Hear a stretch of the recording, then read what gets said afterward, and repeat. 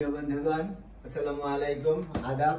প্রিয় বন্ধুগণ, আমরা এখন আছি গফরগাঁও সাহিত্য পরিষদের সাধারণ সম্পাদক, জনতা ব্যাংকের সিনিয়র অফিসার মতিউর রহমান সুমন সাহেবের বাসায়। আমরা একটা পারিবারিক সাহিত্য আড্ডায় মিলিত হয়েছি।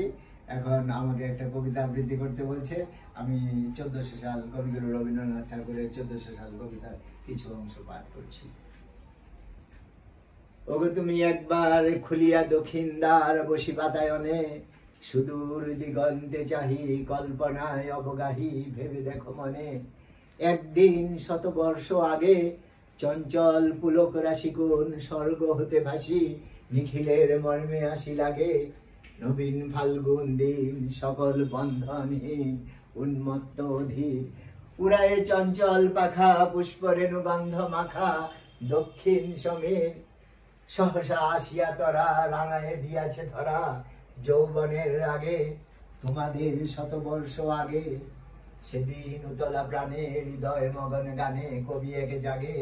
কত কথা পুষ্প প্রায় বিকশি তুলিতে চায়, কত অনুরাগে একদিন 100 বর্ষ আগে।